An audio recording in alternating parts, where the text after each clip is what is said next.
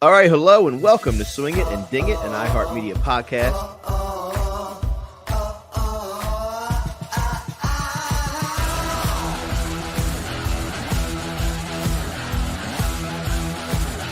I mean, this is a birdie fest.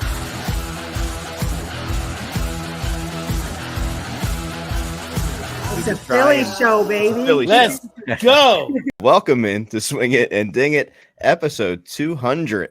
Believe it or not, episode 200. Harry, I don't know how we lasted this long. I really don't, especially starting in COVID. Right. I mean, right. I can't believe we got to episode 10. March 4th, 2020 was the first episode that we ever did. And then, Even though I haven't been present for all 200, I'm claiming them. Yeah, I'm no doubt. claiming We'll get into a little bit more of that, but for a big episode 200, we had to have a big guest. We had to have a return guest. We love return guests. I love that because that means we didn't offend anyone too bad. We didn't say anything too stupid. We'll see if we can do that. But when you think about the world of golf right now, and you think about the way that golf is changing, the way that golf is being covered, it's awesome to have someone that is at the forefront of that with Chad Mumm, executive producer, Full Swing, the Creator Classic that we just saw, and founder of Pro Shop, which we're really excited to talk about. Chad, welcome back to Swing It and Dig It, man. Good to be back. I didn't know idea it was like a 200th episode guest. I feel Yeah. Those are some big shoes to fill. Do you remember who you had on your 100th episode? I have no idea. I can't remember who we had on last week. I started to look it up, but then it got crazy in the house. I wrote down some Powers, of the, let us know. Let's live in the present, Yeah, like exactly. who we all are. Well, I'm so on Harry came on as a guest May 14th, 2020. Then Harry started full time July 15th, 2020. Danielle started full time with us June 8th, 2022. Man. And Chad, you were last on July 23rd, 2023. So what a legacy. just What a legacy. over a year ago. And when it's funny when we talked to you, it was like you were diving into the world of golf, right? But it was with Full Swing. And then from what you saw from that, and I guess the reaction and the golf world, like any of us would do, you decided I'm just going to be involved with golf moving forward. Talk about I want our listeners to know a little bit more about your history, though, how you started out in the business, not necessarily on the golf side, and then what made you just jump in with both feet. Yeah, for sure. So first off, I'm what I would call a golf sicko and have been my whole life. I grew up, my dad was a fighter pilot, so we moved around a lot as a kid. And if there's anything that's true, a joke about the Air Force is when they build a new Air Force base, they put the runway in first, then they build the golf course, then they build the rest of the base. So, my grandfather also was a pilot. He played golf. And one of the earliest memories I had as a kid was like going and visiting my grandfather. He was like an amateur club builder, and that smell of like mineral spirits from him regripping, his friends' irons and stuff. That was just like, that's like the foundational memory. And I started playing on military bases when I was like 6 years old. And every time we'd move, like golf was there for me. It was like new town, whatever. But I felt at home in a pro shop. I felt at home at a driving range. And I played other sports as a kid too, but golf was, always stuck with me. And then I ended up going to college at University of Georgia, went to New York right afterwards, and, realized there wasn't a day that I didn't think about golf in some capacity. I'm like the guy in the elevator checking his swing, even still, by the way, like it never goes away. Nope. But I always knew I wanted to do something in golf, and I got involved in the media business. I was one of the sort of first employees at a media company called Vox Media that produces it was a very modern digital media company, and again, got in there and ran a advertising creative agency, and ultimately launched our film and TV studio out in LA, which brought me out to California in 2015. And, made a bunch of television shows, all I would say building up to Full Swing. And, I've been very lucky. I've got over 50 executive producer credits on Netflix and HBO and Apple and, Hulu. I've made sort of food shows and true crime shows and like docs and everything in between. And Full Swing was the one project that I was like most passionate about. And it took 9 years to make happen. And because I ran the studio, which started out as just me and an assistant and grew to be, a 30, 40 person shop, like pretty big business for the company. Because I was in charge, I got to leave it on the slate. Every week we'd have our development meetings. And my rule was like, if there's no update on a project after, call it like 6 months, comes off the slate, and for like 3 years it'd be like golf show, and then I say it stays on, like. And I remember we would talk about it every single week, and everybody just roll their eyes. But I was the boss, so I got to leave it on. And then in January 2019, I said I have an update, and fast forward 2 years later after that, or 3 years later after that, the show premiered. It's one of the most watched sports docs on Netflix, and continues to be, a huge hit for them. We're in the middle of season 3. We just officially announced season 3, which was funny. We did that last week, and I got a lot of people being like, "Oh, are you going to start filming now?" I'm like, "Yeah, we've been filming all year. Like we just announced it." But season 3 is going to be a banger, and we hope people love it. And it's been fun to sort of hear everybody embrace the show and see how it's become part of the fabric of like how we think about golf. But on that note, I was decided I was all in. I think I kind of felt like I'd made enough true crime shows, and maybe made my last food show, and just seeing how interesting the world of golf is, how much I've been obsessed with it my whole life, felt like there was more to do at golf. And actually got to give credit to Jay Monahan, who like cornered me at Pebble Beach 2 years ago and just said like, we should be doing more together. And that got my brain spinning on like what that could be. And last May, I told Vox I was going to be leaving, start my own company, and I was going to be solely focused on golf. So I founded Pro Shop with one of my oldest friends, Joe Przicki, who's a media executive who's good at all the things I'm bad at. And we've been on a bit of a tear. So we've got 40 employees now. We are making a bunch of big moves. And I just think golf is so poised to be really meaningful in pop culture for the next, hopefully decade plus. And I mean, you guys are all golf nerds too, but like, golf's always had this, persona and impression and kind of who's golf for. And I think like if anything, like we're in an era right now, thanks to social media largely, where like golf's kind of going through a cultural renaissance. And in the same way that I think like hoops culture became a thing, like if you think about basketball culture, the way the NBA leaned in and the kind of streetwear and sneakers and hip hop, it all kind of like became like this cultural force, and it became cool to like care about basketball and pay attention. And I think like golf's doing that now, but honestly, in a even more like consumer led way. It's like, you may not even watch golf, but like now everybody's playing it. Everybody's talking about it. They're thinking about it. They're dressing well. They're buying Malbon stuff. They're thinking about what shoes they're wearing. They're getting their Jordan golf shoes. They're planning their years around their golf trips. And it just felt like the state of kind of current golf media, like there was nothing really built to capitalize on this cultural moment that golf was having. So I decided to build it. That's awesome. Insane. Yeah. Awesome. And like you said, full swing going into season 3, you guys just announced. I want to talk a little bit about this. I know when I talk to some of my friends or just like network, they're so surprised that the guys have to pay for their own travel, their own Airbnbs or hotels. Like they're always like, wait, what? They think it's like the NBA where you just travel on, the team jet, you get there, you play your tournament, and you're off to the next spot. So what I'd like to kind of know from you is like discuss kind of how the series, how Full Swing has, affected the golf world, like the increased interest in the sport and how professional golf is really perceived. Yeah, it's been cool. I think one of the things that makes the show good is the golfers are independent in a real way. And that was actually part of my pitch from the very beginning. I think part of the reason why the PGA Tour sort of went with me. I'm not the first producer who ever had the idea of like, let's make Hard Knocks on the golf course. Like any LA producer who plays golf, like had that idea. It just took me, 7 years to convince the PGA Tour to like give me the rights to do that exclusively. But I remember sitting in the meeting with them and just saying like, golf is this sort of ultimate meritocracy. Like you're kind of on your own. There's like stakes for every single player.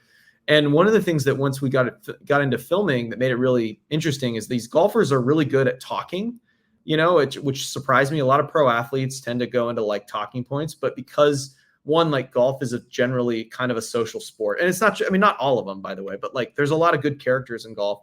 Golf's a really social sport. These guys have spent their whole life playing in groups, like whether it's as a kid with older, people, like getting used to playing with them. If you're a good player as a kid, you're going to be playing with old people. That's just how it is. Oh, yeah. They've got a caddy. They've been in foursomes. They played college golf.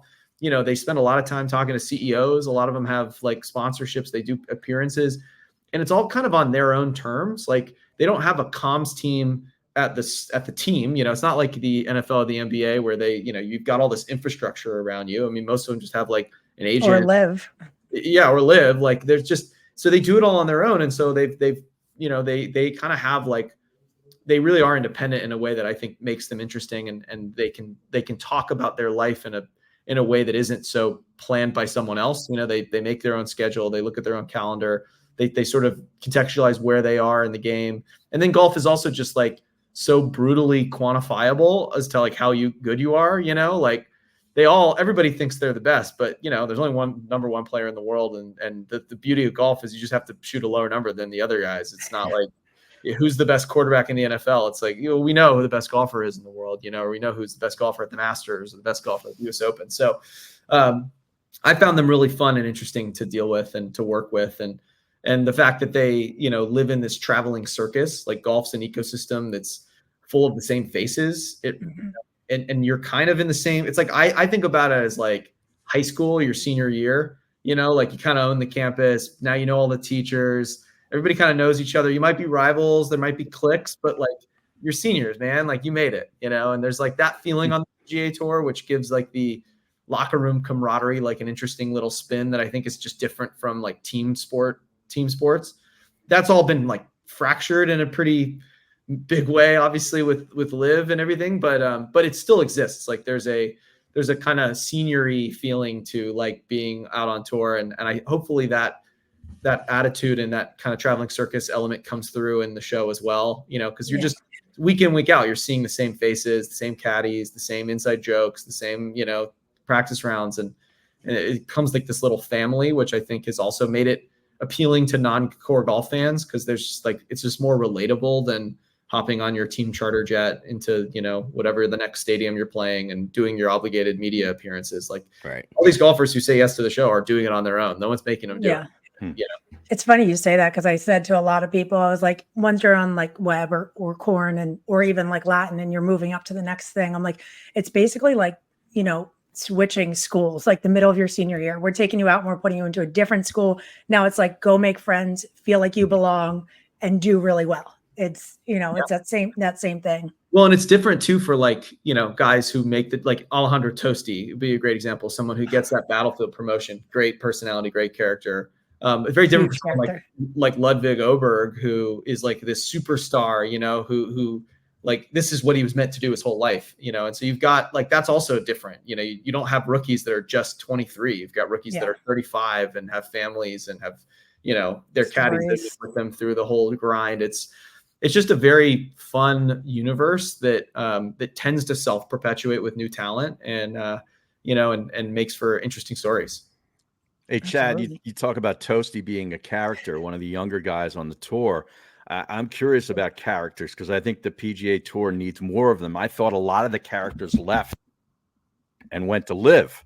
You know, a lot of the bad guys that wore the black hats, so to speak, and were kind of cool with that, are gone now. So who would you say are these up and coming characters outside of who you mentioned there, Mr. Toasty? Listen, I'm all for villains. You know, we need more villains in the world in general in sport. I think, you know, what makes sports fun is hating on people as much as it is rooting for people. And, you know, golf's interesting because it's always been this gentleman's sport.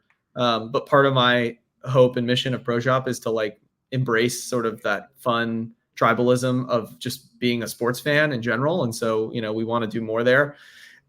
I don't think you can replace an Ian Poulter or, you know, Patrick Reed. You know, I think that they're individual, unique characters. And you're definitely right that the guys that were predisposed to kind of take the leap and in some ways take the big risk of going to Live, you know, we're the guys that don't really care what people think, which makes them interesting characters, you know? So I think Brooks Koepka, my sort of perfect example of that, like the guy who if you saw Full Swing season 1, like really wasn't sure if he was ever going to get back to the level that he was at, and also just doesn't care what you think of him. And so, you know, we need more of those people in general in any sport. But, you know, I don't know. The beauty of golf is it does resurrect. Like there's a new class coming in. You know, I think if I think about, you know, not to try to give too much away, but like a guy like Neil Shipley is a great character and a great personality that was like not on anybody's radar screen until April. And, you know, it's a great personality that I think is going to go a long way in the world of golf, but also just as a personality, you know, and, you know, and then on the other side, the opposite of a villain, but somebody like Sahith Theegala, who as very fans, likable, you know, get to know him more. It's like, there's an authenticity to his likability that is just like so real. And, it is the polar opposite of the black hat, but like calling a multi-million-dollar penalty on yourself, like that you hypothetically stand is just, I don't know, like what other sport do you get that? So, I don't know. I think there's a lot of interesting characters to be found in the world of golf. I think I think that the professional golf would do well to lean into tribalism a little bit and embrace the controversy a little bit more. I think pro golf is in a very interesting state right now in general. But the wider world of just golf writ large has like never been healthier. So, yeah. Chad, how do you handle, right, when you now you're in multiple seasons, and in the beginning it's a bit of a surprise, right? People don't know what it is until it comes out, and then the second season comes in. How do you maintain that integrity of still being kind of a behind the scenes show and not letting people like think about it too much and almost become too scripted? I'm sure the number of cameras you have has increased drastically. So how do you kind of maintain that season after season of the true essence of what it was when it started?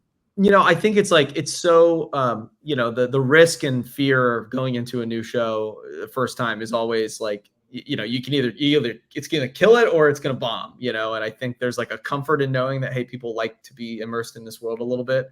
And our challenge for ourselves, the producers for season 2 was like, how do we raise the stakes? How do we know that people like the family stuff, that we like the inside the private jets. How do we like give a sense of like the crazy drama of golf. And for us, the Ryder Cup was the perfect season long arc. I mean, one of the pieces of feedback that I got a lot in season 1 was like, stop explaining what a cut is, which fair enough. We didn't do it once in season 2. What's a bogey? Yeah, exactly. But we also needed, like, the challenge of a show like this is, we filmed like 900 hours of original footage on our like Netflix movie cameras. And then we bring in another like 5,000 or 6,000 hours of like all the broadcast feeds and all the audio and legacy archive. And it's just this massive like media ingestion. And, and you chase a lot of stories and some of them don't pan out. And our biggest problem is like, we'll have a great beginning and a great middle, but we don't have an ending. And the best example I think of from that was Ricky Fowler from season 1. I mean, he was the first player to say yes to Full Swing like 3 years ago or 5 years ago at this point. And we had to tell his team that he wasn't making it into the show in season 1 because he didn't have an ending, and he'd been giving us access all year. And it felt like his game was, not in a great place. And it didn't feel like we could create a satisfying episode about Ricky Fowler if he didn't have an ending. And we said, like, if you trust us, your game's rounding into form, like you will have an ending and we'll have a great episode. And that happened in season 2. Like he almost wins the US Open. He wins at Rocket Mortgage, and like, you have this great payoff. And so, for us, it's just about like making some bets on some characters and kind of hoping that the golf shows up as the payoff. And what made the Ryder Cup so good was we knew that there was going to be 12 people who were like absolutely the happiest day of their life and 12 people who were just devastated. And it's very rare in golf that you can get like guaranteed you're either happy or sad. Like a T8 at a major, like most people are gonna be like, yeah, I wish I would have won, but like, that's pretty good. Make a story out of it. But winning or losing the Ryder Cup, absolutely. So for us to be able to build to that, and the access we had to the captains and the captain's picks, and obviously like to Keegan Bradley, who told us in the first interview that he doesn't care if he wins another major. All he wants to do is make a Ryder Cup team, and to have it all build to that moment when he gets the phone call from Zach that he's not on the team. That's one of the few moments of drama that we actually could have planned for, because we knew that those phone calls were going out, and we didn't know if it was a yes or a no, but we knew it was going to be dramatic either way. And so, for us, getting the cameras there when we know there's going to be drama is the whole trick of the show. Well, Chad, I need to ask for more color with that, because that was on my notes. Like, I needed to ask you about that episode because there was such raw emotion. And I remember Keegan saying, like, telling his wife, like, get ready, we're getting the call. Like, the Netflix crew is coming over. His wife was getting all ready. Like, they were excited. He was so sure he was making that team.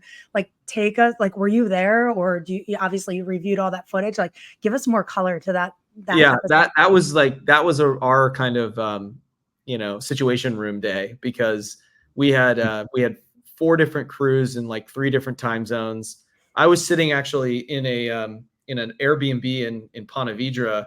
That was while we were finishing our negotiation with the PGA Tour to basically form Pro Shop. So like already a stressful day, but coordinating like where these cameras need to be. We had a crew in Dallas with Zach, filming the day before while they were deliberating. And we knew his phone calls were going to come after the picks were locked. And we had a crew in Florida that had to go to Keegan's house first. And we basically told Zach, like, can you call Keegan first and then call other guys before you call Ricky? Because that producer had to go from Keegan's house to Ricky's house, and it was like 20 minutes on the road. So, you know, we start, he's like, okay, I'm going to start with the hard one. We'll go with Keegan. And our crew was supposed to be at his house like an hour before, just like idling, like not knowing that he was there or that they were there. And we had the wrong address on the call sheet. So, so we're like, okay, producer, go on in. Like, it's about to be the phone call. He knocks on the door, and like a different person who's not Keegan Bradley or his wife answers the phone or answers the door. And the producer calls back. He's like, I think I'm at the wrong house. We're like, oh my God. So I had to call Keegan just personally on the phone and say, like, what is your address? And we were like 4 houses down. Like, they had just misprinted. It was like an 8 instead of a 7 or something. So I'm like, hey man, our crews are here. Like, they're outside. Can you go out and let them in? And he was like, oh, they're here. And immediately got excited because he's like, oh, this must mean it's a yes. So they roll in. And I mean, it's literally like his phone rings from Zach, like as they pull in. We didn't even have time to set up a tripod. Our producer just like kind of sat with the camera sitting there, watched this heartbreak happen in real time. And then literally had to be like, I'm so sorry, I got to go. And then just walked up and left the room and went to Ricky's house, you know? Oh, wow. And we're like on the phone, like, all right, he's 20 minutes out. He's 10 minutes out. You know, Allison opens the door. He like runs through with the camera. Ricky's on the back veranda, like waiting, not knowing if it's a yes or no either. And then, you know, gets the yes call. And we also had a crew that was chasing Justin Thomas that day because he was like, he thought there was no way he was making the team. And so we had heard he was going to be in Jupiter. We found out the day before that he had actually like went to Nashville, to his Nashville house. And we were not invited, but we found out where his Nashville house was, and we sent a crew there anyway, just to like be in his neighborhood and just hope that we were going to get him. I was like, film the outside, you know? And, Wow.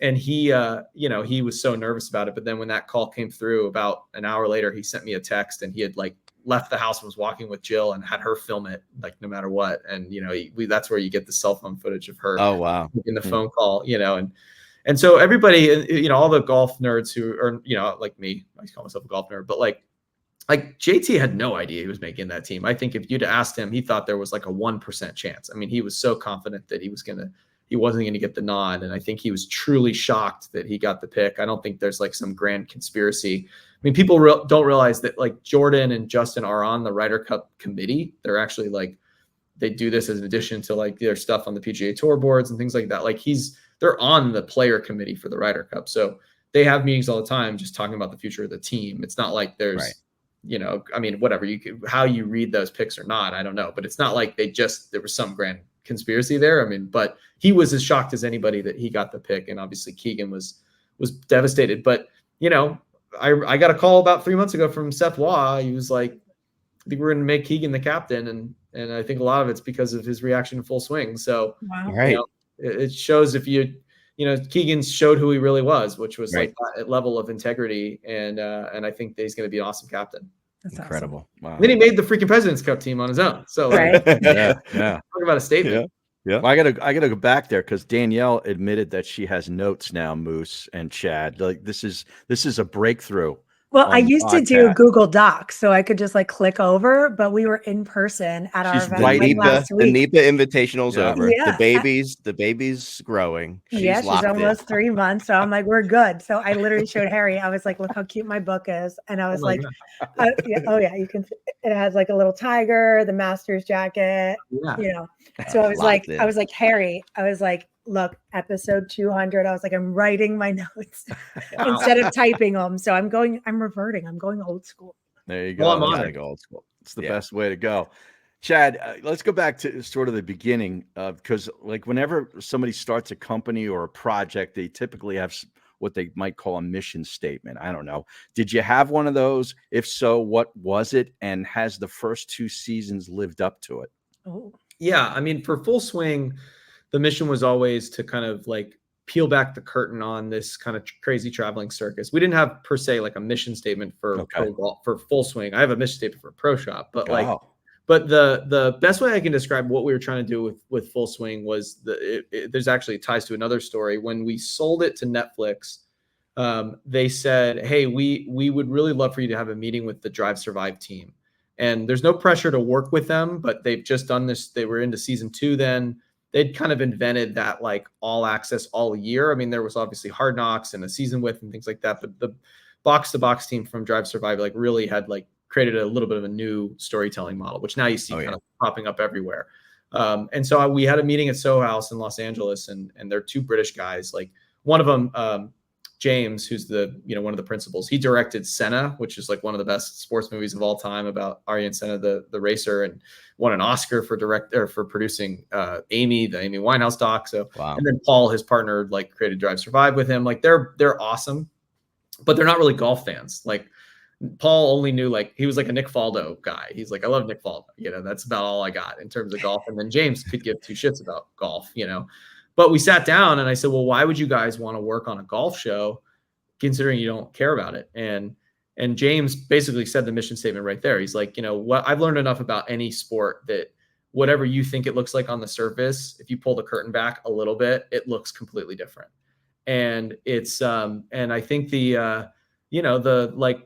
what we found out with golf is he thought it was even more important because so many people who are general sports fans or just fans of shows in general, they have like, not only do they have a preconceived notion about golf already, that it's stuck up, that it's old, that it's like for rich old white dudes and it's country clubs and there's no grit to it and there's no drama.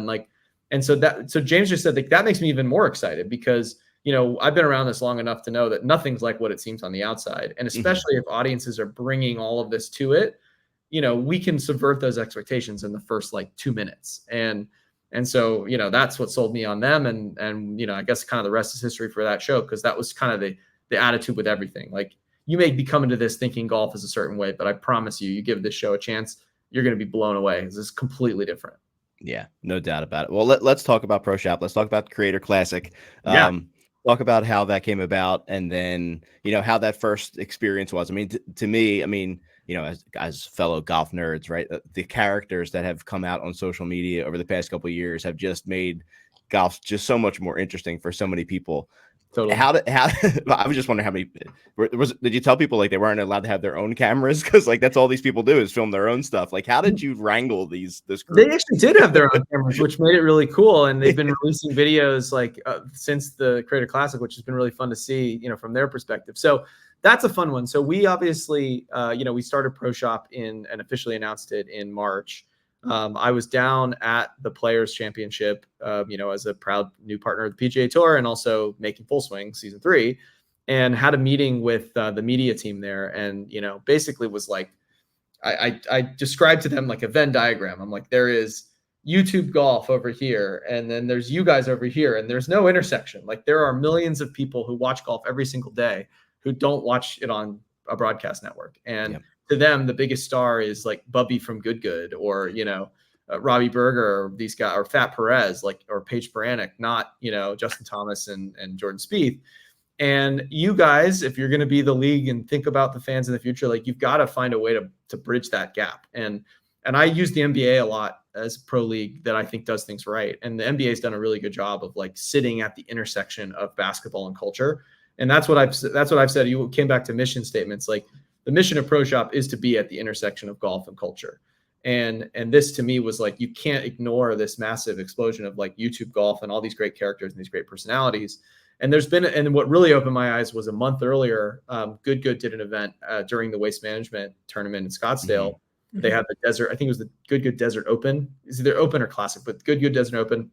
They live streamed it. It was at night. It was a bunch of like influencers. And I tuned in on YouTube and there was like 80,000 people watching, which, is a huge number for a live show on YouTube in the middle of the week. And so I was like, wow, there's some real power here. And so I kind of sat with the PGA Tour and I was like, I have a crazy idea. Like, what if we invited all these players and we did space camp for YouTubers? Like, make them an astronaut for a day. Like, give them an experience of what it feels like to compete in a PGA Tour event that isn't like on a Monday. That's not the Monday after. That's like with full crowds. We'll do a full broadcast and we do it like on the Wednesday of something like, I don't know, the Tour Championship. And they were like, a pretty big event. They were like, huh, that's a pretty good idea. And then they said yes, which I was like, how did they say yes to this? Yeah, wild. The Tour Championship of all places. How far in front of that was when you got the yes? March, like at the Players. So okay. The whole thing came together in like 4 or 5 months. And wow. But they saw it from the beginning and they were already like ahead of getting, a little bit more of an influencer strategy. I mean, they've been working with like Barstool and selling merch and doing some stuff. And so like they weren't like totally blind to it, but Yeah. I think they just needed like a kick to basically be like, hey, let's not just dip our toes, but like, let's go really big and do something that only you could do, like provide the kind of context of something like that.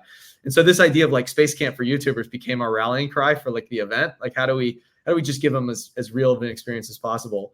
And then when we first, the other thing that was really important is we really wanted to have this feel like Switzerland. There's like anything, there's little rivalries within YouTube golf. And we wanted to create an event that everybody would want to be a part of and not alienate anybody. Like we wanted to invite the entirety of like the YouTube ecosystem, and actually put on an event that they would want to come to. And one of the bigger hurdles that I think actually full credit to the PGA Tour was like, we're going to give them rights to the event, which the PGA Tour is obviously very protective of its media rights. Right. But the deal was, hey, you come and play this thing, you can bring your cameras. They'll be allowed inside the ropes. You can use whatever you shoot that whole day, like without getting it taken down or any approval from the PGA Tour. You can make your own videos while you're filming. You can use the actual broadcast footage that we're going to provide to you in your own videos. And we're going to give you highlight rights to the actual Tour Championships. If you want to make a video comparing your shot on the 11th hole to Rory's shot on the 11th hole, like go for it. Wow. And that was awesome of them, because what it turned into was these like creators like leaned in and they were like, oh, this is great. And the event itself like killed it from a live perspective. It did like crazy numbers and like millions of people, it reached and watched it. And but the videos that came out afterwards like did even better, and to see like the good video afterwards, or Paige's video, or Gabby, or any of these people who are like, this is what it was like Luke Kwan posted a video about what it was like winning the Creator Classic. It came out like a week and a half later. It was awesome. And it was, just each of them got to put their own spin on the event. And it could not have been a better first project for Pro Shop sort of after Full Swing, like to create something entirely new that hopefully will become a franchise, and to do something that everybody felt like they got a win out of. Like the creators loved it, the tour loved it, the partners loved it, the tournament loved it. I mean, the ticket sales were way up for that Wednesday, you could just get in with a practice round badge, but ticket sales were up for that day. You could look around that golf course and it was a lot younger audience than's normally on a Wednesday. And when we got on that first tee, I mean, it was like 8 deep on the first tee box, and there were real crowds out there the whole time. And we got, we sort of engineered the format to give us some drama. Like we did 8 holes, we had a cut, and then it was like, we thought there was gonna be some drama about who makes it in that final 4. And then we did a sudden death playoff, and, we knew Wesley Bryan was playing. So, we're like, this guy's like, top 100 player, close to it in the world. Like we got to find some way to make sure he doesn't run away with it. So I thought we ended up with like a perfect ending. Like of course he won the stroke play thing, makes to the playoff, but loses to like a clutch 10-foot birdie putt, like down the hill. Like that's sick. Like you can't write it any better. It was actually really thrilling golf, which was great. So, we want to, with these kind of things, I think that our big, how we think about the creators, like we have to acknowledge them. They're not influencers, they're creators. We want to meet them where they are.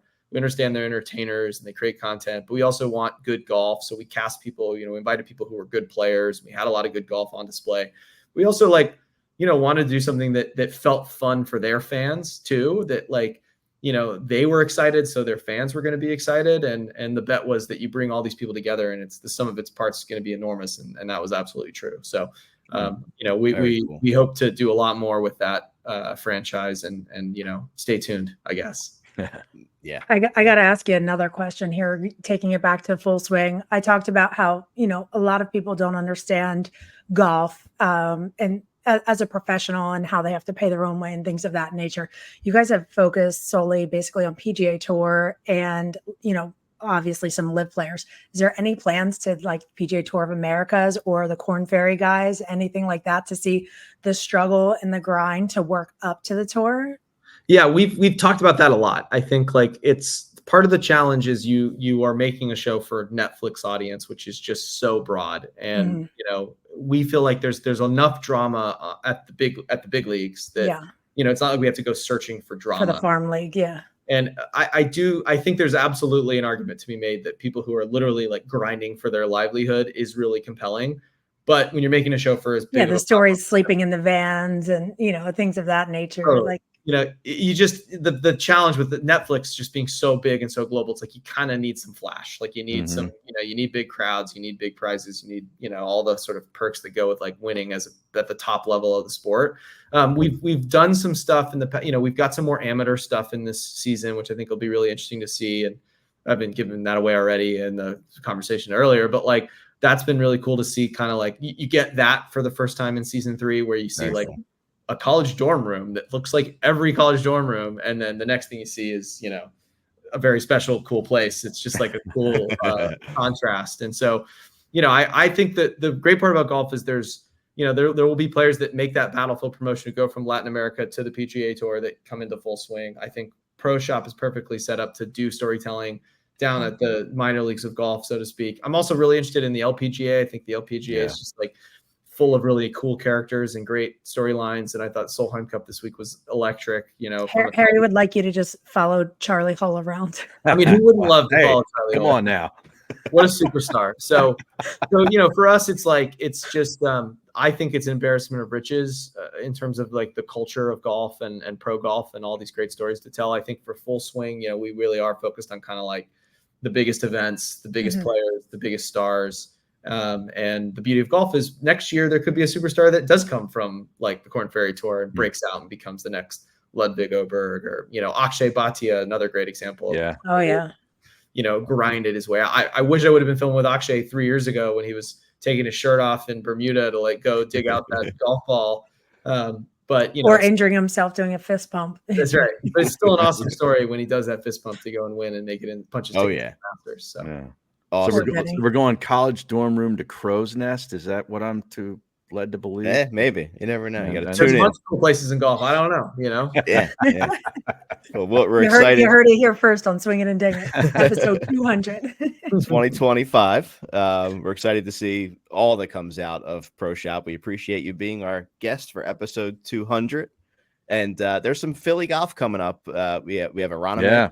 We have the Truist. It's going to be at Philly Cricket. So if you happen to find yourself up this way, please let us know so we could maybe get out and play around. I am so pumped for Philly Cricket. I think that golf course is so cool. There's so much great golf in the Philly area, and seeing that on TV is going to be really cool. And yeah, hopefully we'll be out there filming. Awesome. Thank you, Chad. We will talk soon. Continued success. Looking forward to all that becomes of your ventures here. We're fans.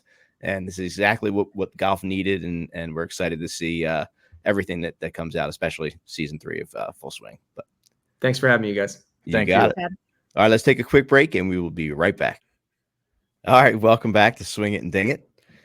Great Chad Mumm. I mean, what a great story, right? The guy is like, you know, Hollywood producer, basically, right? True crime, and then he just loves the game of golf and golf nerd. Boom, just finds a lane. And he said it too, right? Like he wasn't the first person to think of this kind of thing, but he's the first person that figured out the formula to get it done. A Venn diagram, took it back. And got it green lighted. I mean, you know, it's like, how many years did he spend trying to convince the PGA Tour to do this? You know, 7. He never gave up on it. Yeah, and just the drama with Liv and everything else that just happened right at this time. Just awesome to see. And then he forms Pro Shop, and curious to see where that goes with all the different projects. Those guys are always thinking about what to do. But I want to thank our friends at Comcast Business, introducing ultimate speed for business, the fastest internet plans yet from Comcast Business, powering possibilities. Harry played with a couple of Comcast Business guys yesterday. Yeah, we did. Absolutely. Great day. Danielle, we had I usually, whenever the earliest primetime Eagles game is, I do a little iHeart client golf and game situation. So we played Riverwinds because the Legacy Club was at an outing, and we had a bunch of clients out there. We had obviously the Comcast guys. We had guys from Polestar, Jason from Yards talking about Philly Standard, Philly Golf. I don't know. Sounds like there's some synergy there. We'll talk to Love Yards. Yeah, I wish there was like a week or two in between so I could have stayed, but coming off 3.5 week trip, we were like, Our guy from Yards was a little late to arrive, but he was really enjoying himself for the few holes that we had him out there. I mean, he was having fun. He played some pretty good golf in those couple of holes too. Shows up, plays some good golf, goes and watches the birds. Yeah, it's a lot of fun. We'll talk a little bit about of our golf and just how well Harry Mays is driving the golf ball these days, which is absolutely impressive. But yeah, how long is Harry keeping his amateur status for? He's eating I up. don't know, striping the ball. Yeah. But yeah, episode 200, guys. Woo! We talked about some of Yeah. the dates. The show did start in 2020, right before COVID. And we've had some great guests. We've had a lot of fun. I think we talk. I love when we just talk about Philly golf and our golf. I think the audience loves that more than anything. But we'll continue to try to find interesting people in the world of golf to talk to, whether it's locally or nationally. I think for us, it's always going to come back to Philly, talking to the John Rusts of the world, talking to the Harry Donahues of the world, talking to the Philly golf folks. But it's been a lot of fun. Yeah, I want to propose something. I used to do this when I worked with the Orlando Magic. We did mailbag, which like viewers and listeners could send in a message, and obviously I'd have to go through and kind of screen them all. And then I would ask the team, I'd ask my co-host there at the Orlando Magic the questions. So I thought it'd be cool if maybe we introduced like a mailbag. We can put it out on social and on Instagram, on X, on awesome. Facebook, whatever, and see if we, we're not going to critique swings, but we can take some questions and, maybe some topics and talk about it, from episode 201 forward. Absolutely. Very cool. Yeah. Very cool. I'm not critiquing swings. I'm in we're not to do that. But any way to grow the reach, you know what I mean? Like, because there's so many people out there, I think, that really kind of want this stuff. I really believe that. Well, we just had a guest on that stuff. proved that. Yeah. And it's funny, Harry, right? You're a longtime sports talk radio person, right? Philly Who very, legend. very rarely got to talk about golf. Let's face it, right? I mean, Unless something crazy happened with Tiger, right? Back to the Eagles, Harry. Back to the Eagles. Exactly. So I hope it's a fun way for us to just stay connected to the game and talk about the game on a weekly basis. I think it's made us fall in love with the game even more. I mean, Danielle is in love with the game, literally, and has to be. But for you and I, Harry, I think it's like it's made me even more connected to the game of golf, to playing it, right, to trying to get better every day. I think it's just it's so fun, like Chad said, to be involved in any way in the game of golf, and this is our small way of doing it. It's a blast. Yeah, and you add in the fantasy stuff that we do periodically with the bigger events, and then the one and done pools and stuff. So it's cool, man. It's like, we're all immersed in this sport. We really are. I won't even buy a lottery ticket. I'm so meticulous. I'm like, the chances, the probability, and you guys have me on the DraftKings, fantasy, like doing that. I'm full in. I'm like, let's go, let's do this. This has been so awesome. Danielle, great way to stay connected go back to when we roots. When we asked you to be on the show, and you're like, huh? I'm not doing that. Yeah. I think Harry texted me, and I remember like leaving. It was a Wells Fargo where Harry and I were like in rain. Like Harry was like the only one that stayed with me, like following during a torrential downpour. I still blame Harry for that torrential downpour, but I get in the car. You always get rain. It was at TPC Avenel Farms or whatever up in. They had that different location. And I remember getting back in the car and we're ready to drive to wherever the next stop is. And I see Harry Mays. I'm like, what's Harry texting me? I was like, okay. I was like, got to be some birds, something like that. I look at it and he's like, hey, you want to join our podcast? I was like, Negadelphia. I told Brandon, I was like, nope, not happening. I have zero time. He's like, no, do it. I'm like, what? I was like, he's like, you have to do it. Didn't you say he did. He's like, you have to do this. I was like, I have no business doing a golf podcast. And he's like, Harry asked you, you're doing it. Absolutely. And within like the 15, 20 minutes, I'm like, all right, guys, I'm in. And here we are. Love and it. I love it. I love it. Since when? What was the date moves you had of June 8th, Danielle was June 2022. Okay. Yeah. So, yeah. More than 2 years. years Well, already. I'll tell you what episode that was right now, because I have it up here. Danielle was I'm claiming all 200. 94. 94. 94. You're over Okay. 100. Okay. You're Okay. 106. Yeah, 106. Yeah. And you brought to the show the tea. So talk to us about the tea with D. Oh, yeah. I mean, we got to open it up. I don't know that I'm very surprised. Maybe you guys are, but Tiger Woods had another back surgery. Yeah. The timetable for his return is unclear. Do we think he's returning at all? Do we think we're ever going to see the Tiger? I don't know. But I heard everybody wondering, is he going to be back for the Hero Challenge? Who gives stop. a crap? Nobody cares. Seriously. Nobody cares. I mean, God. I just want to see him in that was Augusta Willie in Z's April. like rehab, like play. That's Oh man. But yeah, so Tiger Woods, another surgery. Yeah, wild, right? There's a little bit of live, PGA Tour talk heating back up. I don't even, you know what? I'm being fully transparent when I say like I'm kind of exhausted by it. And Mhm. even though we haven't had talks in like quite some time, I'm like, I was reading it, doing my research. I was on X. I was looking through it, and I'm like, I don't really care.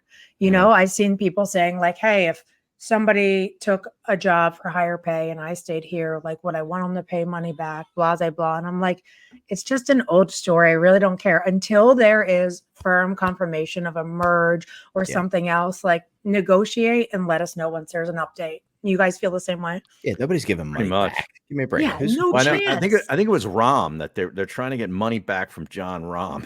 You think Get you're outta getting here. money back from him? Well, he did just win a cool 22 mil. Right. So I And mean, a watch or this cool ring. Like, It was a yeah. ring or Ring, something. Oh, yeah. okay. Yeah. The Aura ring Like or a whatever. decoder ring or something. Yeah.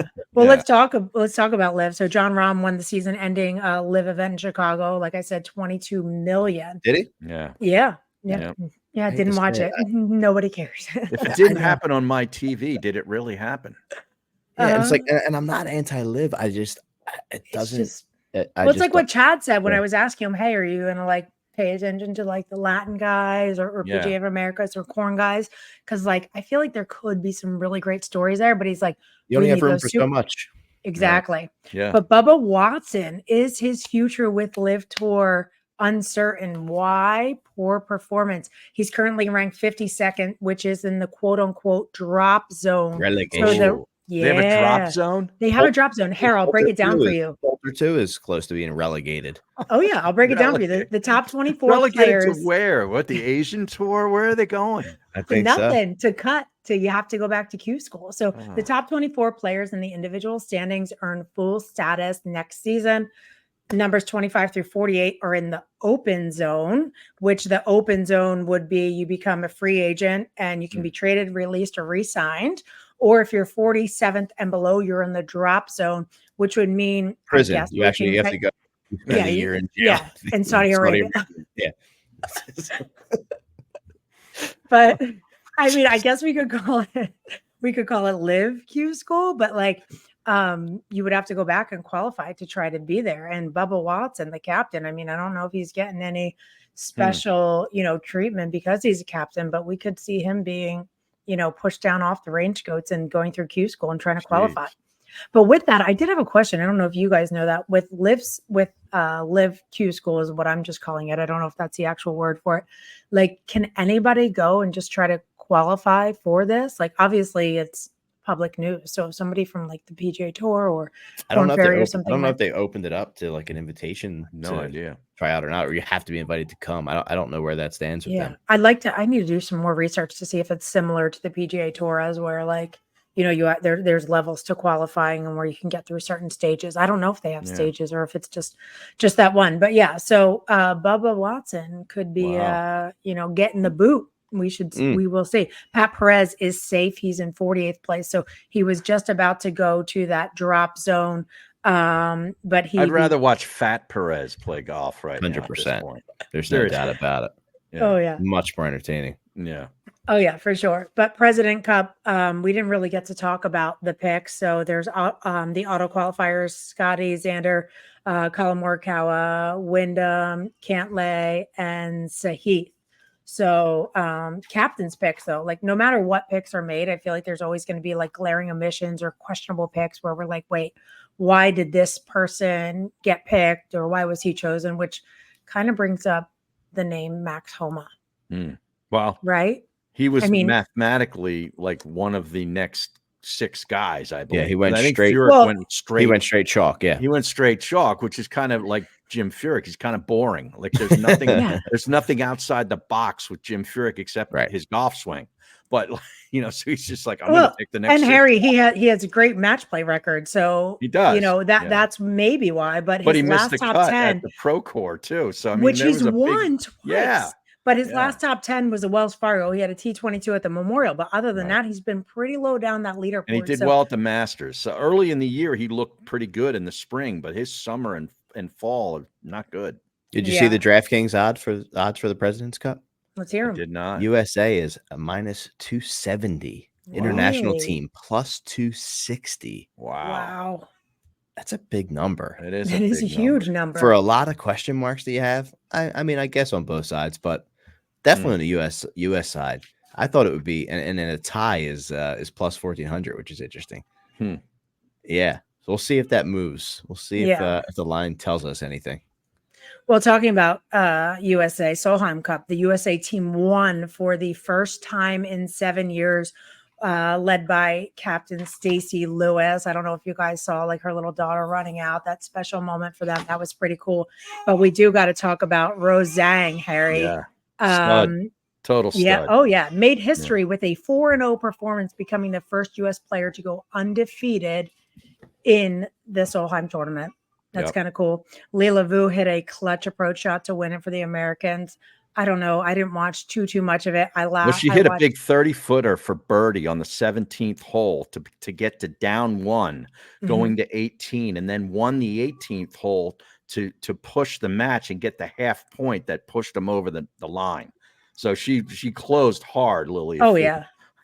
Won the thing. Megan Kang was great. Allison Corpuz was really great. And Charlie Hall is always great, but she turfed Nelly Corda in the singles matches, 6-4, and I think she smoked a half a pack of. Did you see that photo I sent you guys? And the caption was amazing. It said like Charlie Hall, quote unquote, smokes Nelly Corda 6-4, and she just has a heater that she's just like. And the picture of Nelly showing her that image sitting on the hill and then both laughing is awesome. About it. It's incredible, especially after getting beaten. Nelly's still being cool to be like, yo, check this out. Yeah. But also talking about social media moments from the Solheim Cup, Allison Lee's like Caddy was like, hey, you haul out again, I'll give you $500. She's like, I don't need your $500. She's like, take your shirt off. What happened? She hauls out again and he takes his shirt off. It was hilarious. And then they asked some of the European players and they're like, what do you think of that? Like, is that cool? Is that like not appropriate? Whatever. She's like, sex sells. Let's do it. Like, so that was kind of funny. I thought that was pretty good. I'm sure there were a couple people that were offended by it, in this day. Everyone's offended. It's like, sit down. Nobody cares. The U.S. had control of this from the jump. I mean, they were up 6-2 after Friday, 10-6 after Saturday, heading into those singles events. So, it's a great week for them. And, I didn't get to watch a lot of it because of, football, college, and pro, and I was involved in a tournament myself over the weekend. So unfortunately, I didn't get a chance to watch a lot of it. Yeah, I just watched a little bit, and it was funny because I was watching, and Brandon's like, is this year? He's like, you're watching the Solheim Cup? And I was like, yeah, just a little bit. But last piece of tea I have here from my guy Ryan at the Case of Golf 1 Monday Q. Listen to this stat, guys. If you went to every PGA Tour Monday Q this year and you shot the following scores in order, 68, we have Vienna making an appearance here. If you went to every PGA Tour Monday Q this year and shot the following scores in order, 68, 67, 66, 71, and it goes all the way through 68, 68, 67, 68, 69, all the way, bunch of 60s. You wouldn't have got into a single event, not one event. If you're shooting almost every single round, shooting a 65, 66, or 67. I pulled that one from Brad's DMs. Ian Polterfinch sent that to Brad. Brad sent it to Jason. It was going all around the pro community that they're trying to use. And I was like, wow, look at this stat. That's nuts. These guys are just so good. So good. So shooting 65, that'll probably roll us right into Harry's weekend, right? Oh, yeah, right. And are we going to talk about at all the Pro Core, or are we going to just totally skip it? We are. But you know what? Let's take a quick break, and then we'll be right back and talk about that. All right, welcome back to Swing It and Ding It. Harry, new partner, new sponsor. I was fortunate to come out and see you in the lovely village of Conshohocken.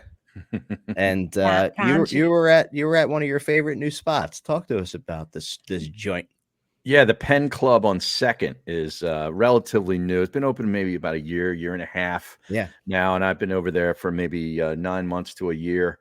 My wife and I are both members there. Chris Hansen, our buddy Chris Hansen, kind of got me over there, and it's just 3 simulator bays right in the heart of Conshohocken, TrackMan technology, cool hangout spot. They got it's just a cool place. It looked like it used to be like a place where you work on cars. Like it has the big bay window, the pull up doors and stuff. And they converted this thing into this really cool space. Like you could hold all kinds of parties in there. Fantasy football drafts be an ideal spot for that. But basically, I'm just there for the golf. I'm there to get the readings on my wedges, and it's really improved my game. I believe over the last 6 months, I've done a lot of work there with the technology, and it's just a great spot. It's easy to book a time on the website. There's always openings. It's not one of these places that's super crowded. You can easily get in there during the day. It's open basically from like 8 in the morning until 10 at night.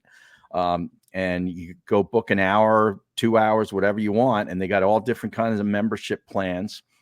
And I'm just really, happy to be a part of it. And now they wanted to be a part of the podcast, which was really cool. Like they came to us and said, "Hey, we like what you're doing here. We want to partner." So I'm really excited about, the next couple of months, with the Penn Club on Second, being on board here with Swing It and Ding It. Yeah, no doubt about it. And, you can play over 150 courses on the simulators from St. Andrews, our favorite, Teeth of the Dog, Pebble Beach. Yeah.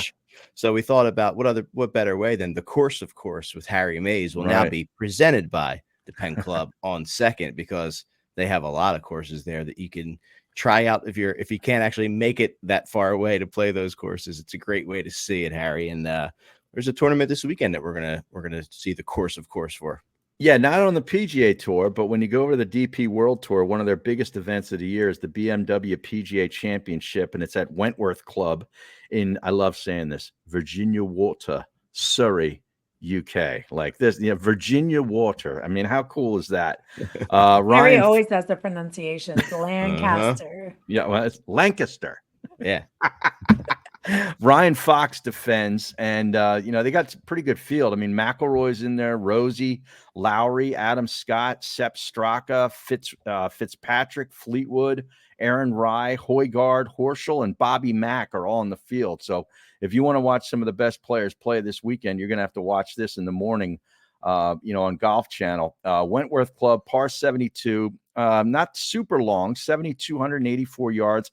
A classic Harry Colt design that has been reworked by Ernie Els over the past decade or so. He's been working there for many years to sort of tweak this place. It's the West Course. They got a couple of golf courses there. Fantastic facility. But it's got a par 5 finish, which I think, especially for television, it sets up for some great risk-reward drama and a lot of leaderboard volatility. The 17th hole, 610 yards. It's the only hole at Wentworth without a bunker. You got to favor the right side of this dog leg left off the tee. The fairway cants left to right. The second shot is a blind one over the hill. You got to favor the left side.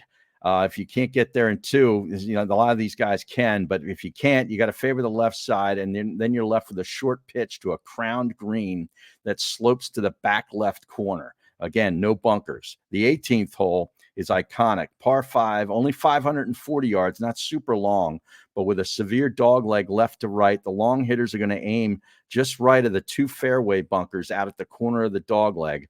And getting there in 2 requires a really solid mid to long iron shot to a small green that is guarded by a burn in the front and bunkers and all in the back.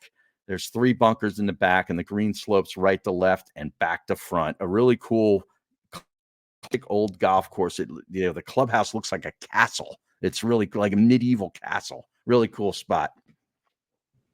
Very cool. The Course of Course, presented by Penn Club on Second, our great new sponsor. Winter is coming, Harry. It's going to start getting cold. You're going to want to stay loose. Yeah. Check out their membership options. We know a lot of folks. Take a tour. Yeah. Yep. Our friends from Green Valley, our friends from Union League, our friends from cricket, all, in that area, 1912 Club. Great thing to think about to continue and be able to swing some clubs at night. when it gets cold, when it's windy, when it's raining, or when it's beautiful out and you just want to work on your wedge game. Like Well, it's Harry also Mays. great in the middle of the summer too, when it's like 100%. 98 Hot. degrees out, and you're like, man, I want to Yeah. hit some balls, but it's too damn hot. Get Yeah, it dialed in. yeah. Yeah. Danielle, dialed in. When I tell you fairway, his new name is Fairway Harry Mays.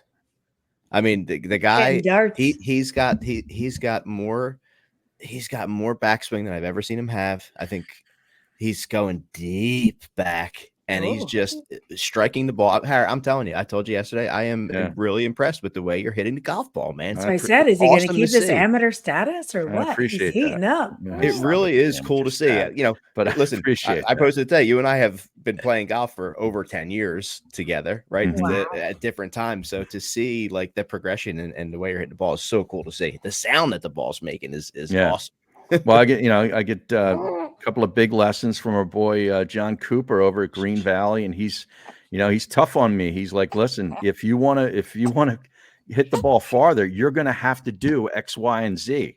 Yeah. And set this back out, set this plan out in February. And I was like, well, I got to improve my body. I got to get more flexible because I'm not getting younger, and I'm not getting taller, and I'm not getting thinner. Okay, You got to see our friends at Stretch Zone there, I'm a Harry. short, fat guy that I found Par for Success, that program. I've been on that for the last 6 months, and that's really increased my flexibility and my athleticism. I'm in the gym lifting weights and doing all this crazy stuff. And with Coop is in my face, man. He's like, you got to turn, you got to get back there. And once I realized that I physically could do it, now it's just a matter of doing it. And when I do it, I hit the ball farther. And then, like you said, I'm finding fairways. And I had a great weekend at the 1912 Club and the 1912 Cup, which was really a big step forward for me in golf, really, because it was the first time that I really ever competed on my own. Like, it wasn't a team thing. It wasn't, I didn't have a partner to rely on if I had a bad couple of holes.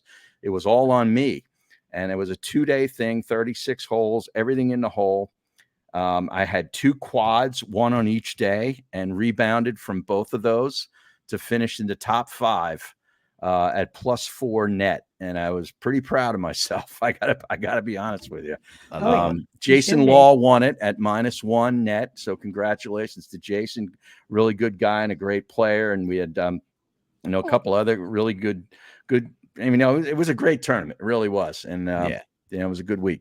So, like you said, Harry, nothing like, signing your own scorecard. I remember the first time I played in an event, it was with Teddy, the guy gals Eddie Manning. And it's like, okay, like, there's nobody else responsible for that number but you. Yeah. It's a lot of fun. Now we got the Fall Classic coming up in a couple of weeks, but I'll have a partner for that. Okay. But this was all on me. So it was kind of I didn't know if I could even get through with it. Here I am. I didn't look at leaderboards until the final hole on the 18th tee of the second day. And I'm like, oh man, I got a chance to be in the top 5. Let's go. And I had the Legacy Club member guest, which was so fun. I mean, they outdid themselves this year. It was crazy. I mean, just that staff there was just fantastic. Everything about it, from the gifts for the members, the food, the drinks, everything on the course, the weather was perfect. And Greeny couldn't make it, so I had to have my buddy Brian Dow came in, and he showed up, man. But they were calling him the Sandman. The guy was chipping in from bunkers, driving people crazy. He stepped up and played great. But so is Greeny out now? Like, is this guy? Does he supplant Greeny? No. I mean, Greeny's the partner. Okay. But Brian's thinking about joining the Legacy Club. He had so much fun. So I think he's going to be in it next year with his own guest. Okay. That's awesome. Very good. But he was trying to play so hard that we won. So I would have had to tell Greeny he wasn't playing. Yeah. Well, if you won, Greeny's out. I mean, I think that's the way it works. That.